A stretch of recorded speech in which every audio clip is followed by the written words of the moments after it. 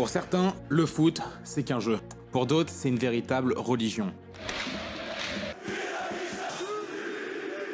Ouais, une défaite, ça peut vous faire mal et parfois, ça peut même vous tuer. Aujourd'hui, je vais vous raconter l'un des récits les plus choquants de l'histoire du football.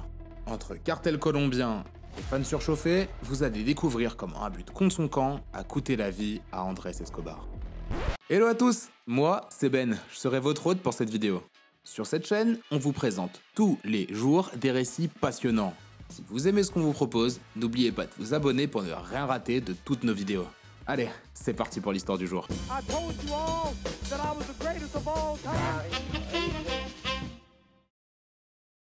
Aujourd'hui, j'aimerais vous emmener dans la ville de Medellín, en Colombie. On est en 1980 et un homme règne sur la ville comme un roi. Je vous parle là bien évidemment de Pablo Escobar. À la tête du cartel de Medellín, le baron de la drogue exporte tous les mois plus de 80 tonnes de cocaïne vers les États-Unis. Attention, le business d'Escobar, c'est pas pour les âmes sensibles. Règlement de compte entre réseaux concurrents, assassinats de policiers, de juges, de politiciens, tout y passe. Mais à Medellín, Pablo Escobar arrive à se donner l'image d'un Robin des Bois. Il construit des hôpitaux, des écoles, des églises. En fait, même si l'homme est un criminel sans foi ni loi, il devient une figure assez populaire dans sa ville natale. Quand on grandit à Medellín, impossible de passer à côté de l'influence de Pablo Escobar. Et même quand on veut prendre ses distances avec le crime, il finit toujours par vous rattraper. Pendant que Pablo Escobar accumule les milliards de dollars, un jeune homme passe son enfance à Medellín. Son nom, Andrés Escobar. Et non, il a strictement rien à voir avec Pablo, c'est juste qu'ils ont le même nom de famille, c'est tout. Lui, son truc, c'est pas les balles de revolver, les guns, tout ça, non. Lui, c'est plus les balles de foot. Enfant de Medellín, Andrés Escobar rejoint le club de l'Atlético Nacional en 1985. Je dois vous dire que le club est financé en grande partie par Don Pablo. Andrés Escobar, c'est un défenseur central prometteur. Il rejoint l'équipe première à l'âge de 20 ans. Après un passage rapide en Suisse, il retourne à la maison en 1990 et là, il devient vraiment une célébrité locale, une vraie star. Le surnom d'Escobar, c'est le gentleman du football. Ouais, le défenseur, il est irréprochable, autant sur le terrain de foot que dans la vie de tous les jours. Vous savez, le crime, lui, non, ça l'a jamais tenté. Alors maintenant qu'il a les moyens, Andrés Escobar, il veut aider les jeunes. Chaque Noël, il remplit le 4x4 et il fait le tour de la ville pour distribuer des cadeaux aux enfants. Non, vraiment, je vous le dis, Andrés Escobar, il gagne sans aucun doute sa place au paradis. Le problème, c'est qu'au même moment, la Colombie sombre en enfer. Last month, a car bomb in the Colombian city of Medellín killed 14 people. Then another exploded in a crowded Bogotá shopping mall, killing 19 and injuring nearly 200. Qui dit début des années 90, dit violence extrême en Colombie. Même après la mort de Pablo, le pays reste en proie au chaos. Le cartel exerce toujours une influence brutale sur Medellín. Que tu le veuilles ou non, tu peux pas échapper à ces sanguinaires de criminels. Vous connaissez l'expression plata ou plomo. Tu prends l'argent ou tu prends une balle. A major drug trafficker had ordered the bombing to kill just one man. Après la mort de Pablo Escobar, des gangs rivaux s'affrontent pour récupérer ce que contrôlait le cartel de Medellín. Les meurtres deviennent un quotidien. Et le plus fou, c'est que le monde du football n'échappe pas à cette influence. Pablo Escobar, grand fan de ballon rond, s'en sert aussi comme vitrine, surtout comme machine à blanchir de l'argent de la drogue, on va pas se mentir. Je vous l'ai dit, son implication dans l'Atlético Nacional, ça n'a rien d'un secret. Tout le monde le sait, mais personne n'ose vraiment parler.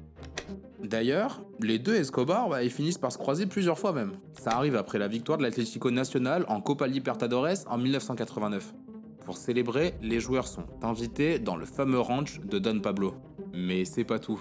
Comme beaucoup d'internationaux colombiens, Andrés est obligé d'aller lui rendre visite. Même quand Escobar est enfermé dans sa prison luxueuse, la cathédrale. Sa sœur raconta plus tard qu'il n'aimait pas ça du tout. Mais à ses yeux, c'est clair, il avait pas vraiment le choix. Je pense que vous avez compris le contexte. La Colombie dans les années 90, c'est vraiment, mais vraiment pas du tout un endroit pour aller passer des vacances en famille. Mais s'il y a bien un truc qui redonne le sourire aux Colombiens, c'est le football.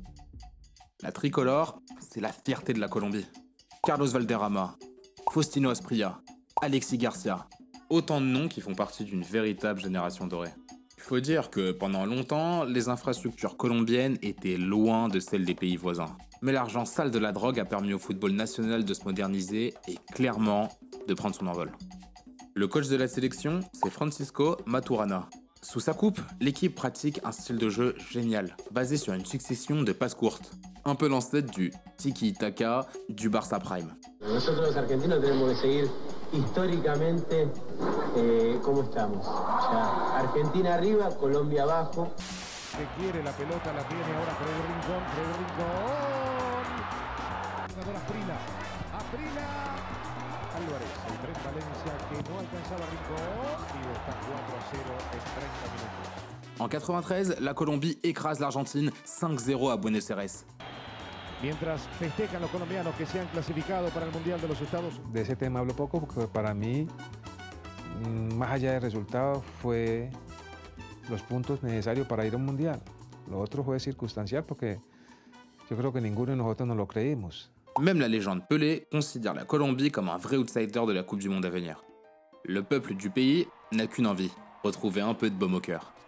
On est en 94, et pourquoi pas rêver un peu? Bah ouais, pourquoi pas rêver de l'impossible même, gagner la Coupe du Monde. La suite, c'est pas joli hein.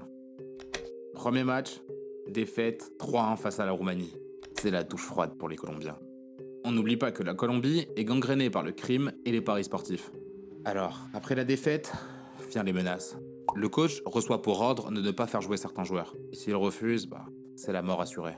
Le coach Maturana se souvient. Il fallait rester sur nos gardes à chaque instant. Tu ne pouvais faire confiance à personne. Et surtout pas aux policiers. Les cafeteros ont peur pour leur vie et celle de leurs proches. Le défenseur Luis Herrera se demande même s'il doit poursuivre le tournoi. Faut dire qu'il vient d'apprendre le décès de son frère dans un accident de voiture assez mystérieux.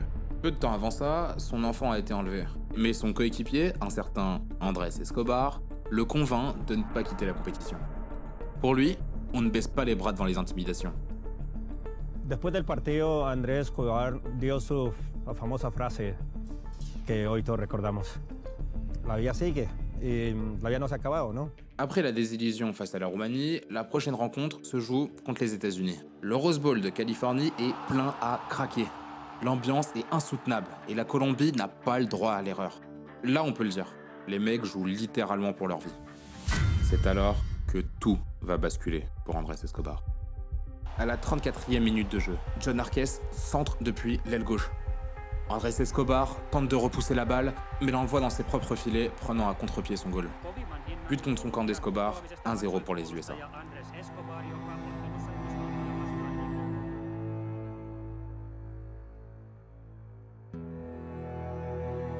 La Colombie finit par s'incliner 2-1 face aux États-Unis. Et une victoire contre la Suisse quelques jours plus tard ne change rien. La sélection nationale s'est totalement plantée et rentre chez elle avec la peur au ventre.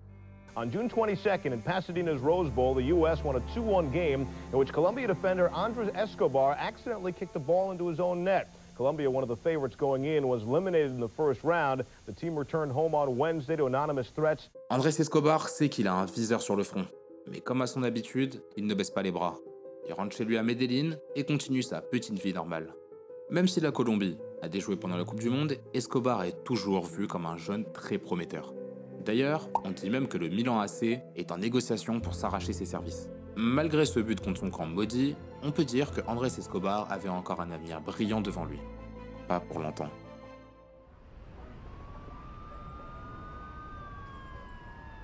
1er juillet 1994. Escobar sort en soirée avec des amis. Ça peut paraître banal, mais c'est déjà une prise de risque énorme dans cette Colombie d'alors. Son sélectionneur et ses coéquipiers lui demandent même de fuir le pays. Il n'y a pas d'autre choix, là ça devient vraiment trop dangereux pour Andrés. Escobar et ses amis se rendent dans le bar El Indio, dans un quartier animé de Medellín. Pendant la soirée, le défenseur est pris à partie par les frères Pedro et Juan Galón. Ils sont connus dans le coin pour leur lien avec le cartel. Les frangins le provoquent et l'insultent même de traître. Escobar sent le danger arriver et tente même d'éviter une confrontation. Quelques minutes plus tard, alors qu'il est dans sa voiture, il retourne sur le parking pour dire un dernier mot au criminel. C'est alors que Humberto Muñoz, garde du corps des frères Galón, tire 6 coups de feu sur le joueur. Selon les témoins, Muñoz crie « Goal, goal, goal » à chaque détonation, en référence au but contre son camp d'Andrés Escobar lors du mondial. 45 minutes plus tard, le joueur est déclaré mort à l'hôpital. Il avait seulement 27 ans. Mal haríamos en decirles buenas tardes. Otra vez Colombia se llena de vergüenza.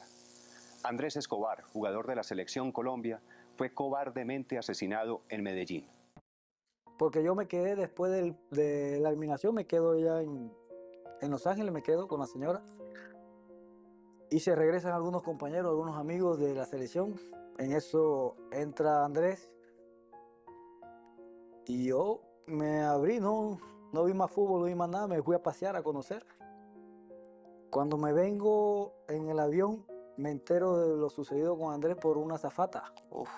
Yo no sabía nada, yo venía ingenuo de las cosas. Y la muchacha, cuando voy llegando a Bogotá, me llama aparte para que la señora no se asustara y me dice, Carlos, ¿usted no sabe qué pasó? No, ¿qué pasó?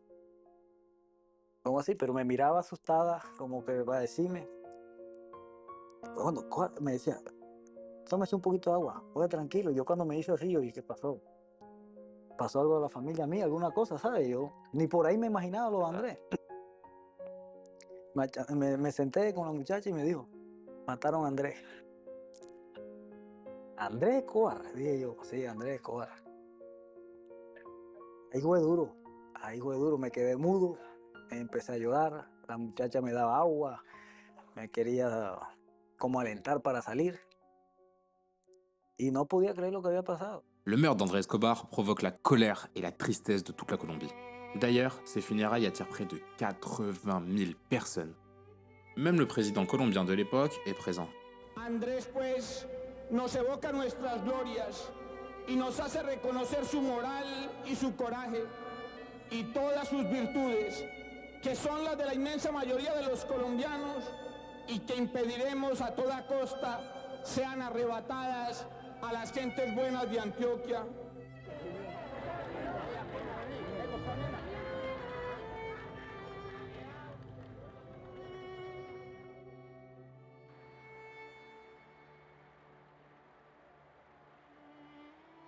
Encore aujourd'hui, la mort d'Andrés Escobar reste entourée de zones d'ombre. Très vite, les regards se tournent vers les frères Galón, figures bien connues dans le milieu. Leur chauffeur, Humberto Muñoz, est arrêté et passe aux aveux.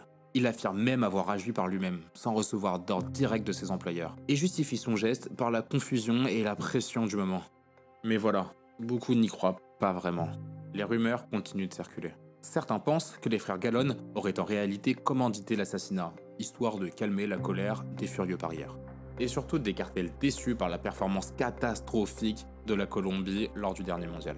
D'autant plus que les Galón ne sont pas des inconnus. Ils ont des connexions avec le cartel de Medellín et aussi avec des groupes paramilitaires comme Los Pepes. De quoi entretenir les soupçons. Officiellement, Muñoz prend 43 ans de prison.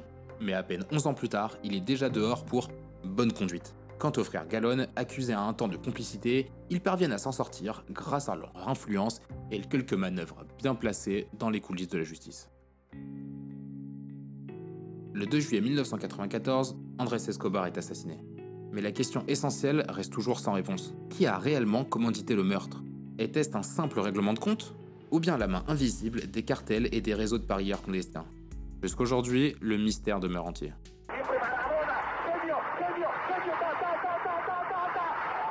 Hooked into the penalty area towards Zidane. Pour Ribéry qui va arriver devant Casillas. Vas-y mon petit. Il y a des histoires de sport qui font rêver, des récits de gloire, des trophées, des buts mythiques qu'on repasse encore et encore. Et puis il y a des histoires beaucoup plus sombres. Vous l'avez compris, le récit d'Andrés Escobar est une véritable tragédie. Aujourd'hui, le joueur est une figure respectée, presque mythique en Colombie. D'ailleurs, le stade de l'Atlético Nacional porte son nom. Andrés voulait représenter une Colombie différente, un pays digne, fier, qui brille grâce au sport, pas grâce au cartel. La gente la que tiene que celebrar y nosotros únicamente trabajar y tratar de brindarles alegría. Et ironie de l'histoire, les démons du pays ont eu raison de lui. En tout cas, s'il y a une chose que l'on doit à Andrés Escobar, c'est de ne pas l'oublier. Donc, j'espère que grâce à cette vidéo, vous en aurez découvert un peu plus sur cet homme qui n'aurait jamais dû nous quitter aussitôt. Descansa en paz, Andrés. Et voilà pour l'histoire du jour. J'espère que vous avez passé un super moment devant cette vidéo. D'ailleurs, si vous avez des thèmes que vous voulez nous proposer, n'hésitez pas à me le faire savoir en commentaire. Moi, je vous dis à bientôt pour un nouvel épisode d'Un soir, une histoire. Bonne nuit à tous.